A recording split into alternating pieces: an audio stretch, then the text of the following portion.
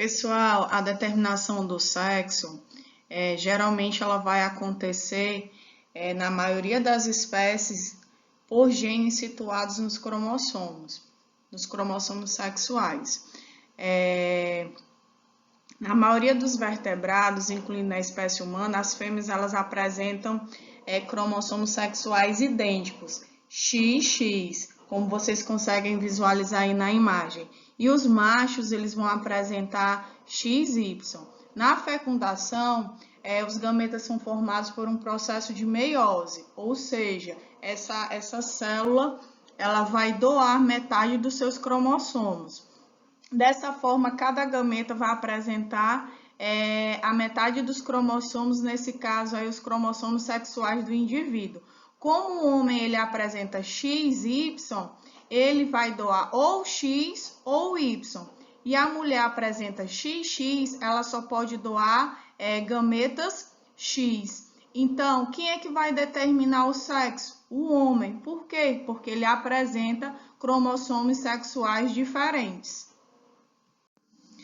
Bem, o sistema XY, ele é um tipo de sistema existente em humanos, onde o macho ele vai apresentar dois tipos de gametas, o X e o Y, e a fêmea vai apresentar XX. Então, a gente costuma dizer que o XX é chamado de sexo homogaméticos, pois apresentam dois gametas iguais, e o X e Y, que vão apresentar dois cromossomos distintos, dois cromossomos sexuais distintos, eles são chamados de heterogaméticos.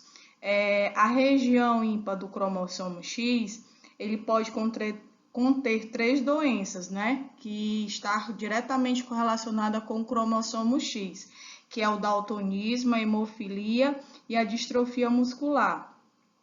Que são mais comuns em homens, porque eles também possuem cromossomo X.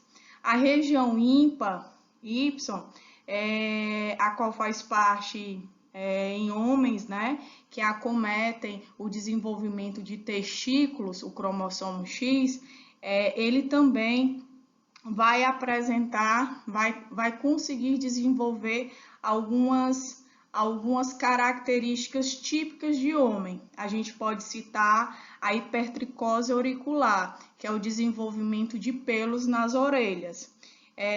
A região homóloga do cromossomo X e Y podem desenvolver também, pessoal, a cegueira, pois a cegueira tanto está contido no cromossomo X, quanto também está contida no cromossomo Y. Aqui, pessoal, a gente consegue visualizar dois tipos de sistema, o sistema ZW e o sistema Z0. O ZW, ele vai acometer alguns peixes e aves, e o sistema X0, ele está presente nos insetos.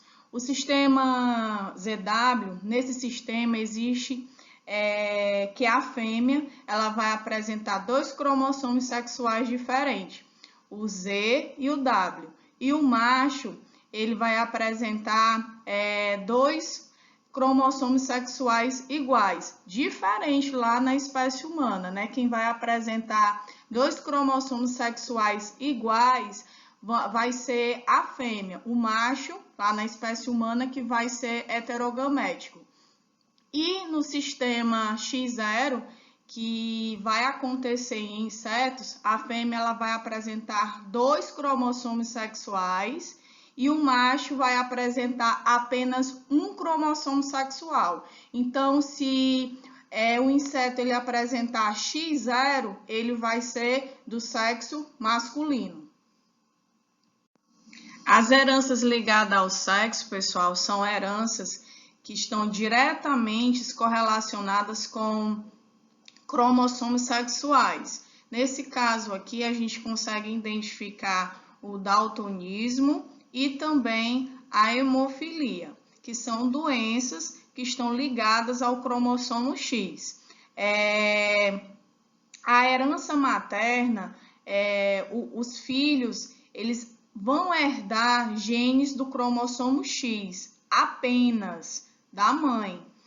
Enquanto que as filhas mulheres, elas herdam tanto genes do cromossomo X da mãe, como também elas irão herdar genes do cromossomo X do pai.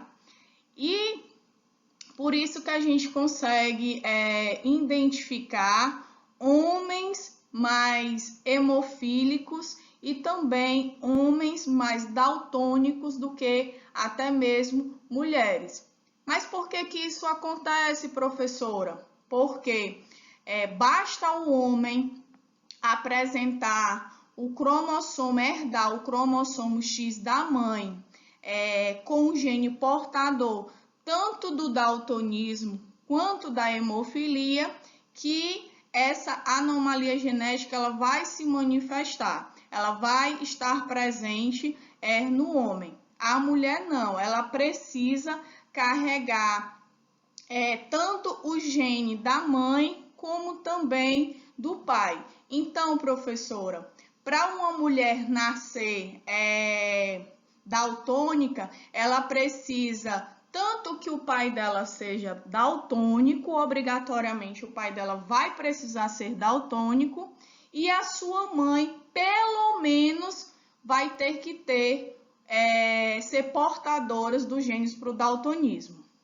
E para o filho ser daltônico, basta que a mãe seja daltônica para ele ser daltônico. Então, a gente consegue identificar que as heranças ligadas ao sexo, elas vão se manifestar mais em pessoas do sexo masculino. E aqui, pessoal, a gente consegue identificar uma herança que ela vai ser restrita ao sexo.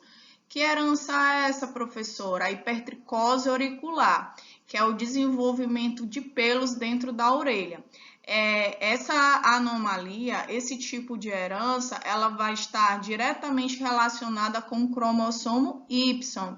Por isso que essa doença, essa anomalia, essa herança ligada ao cromossomo X, ela vai desenvolver, ela vai aparecer apenas em homens.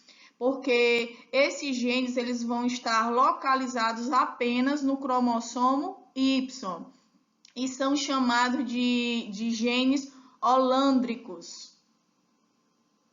E aqui, pessoal, a gente consegue identificar uma herança que vai ser influenciada pelo sexo, e aí a gente tem a calvície. A calvície ela vai ser condicionada por um gene dominante. Nas mulheres, ele vai se expressar apenas em dose dupla. Então, para uma mulher ela apresentar a calvície, esses genes eles têm que se manifestar em dose dupla, certo? O gene C ele vai atuar como dominante na presença do hormônio masculino, a testosterona no caso, e pode se expressar mesmo em doses simples, como as mulheres possuem baixíssimas quantidades desse hormônio, o gene em dose simples não é suficiente para se expressar.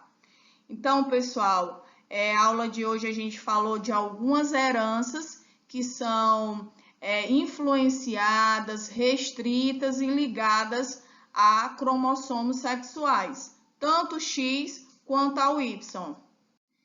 Pessoal, um ser diploide ele vai apresentar 46 pares de cromossomos, ou seja, 2N vai ser igual a 46. Desses 46, 44 cromossomos são autossomos, que vão ser responsáveis por diversas características, formação de órgãos, né? Então, vai estar correlacionada com outras características.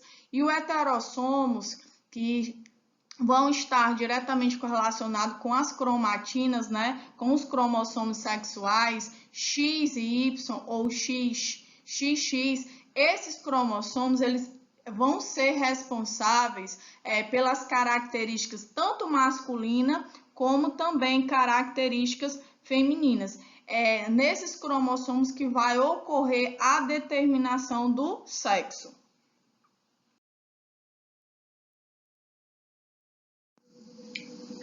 E a gente vai ficando por aqui. A gente trabalhou genética do sexo. Espero que vocês tenham gostado e até a próxima aula.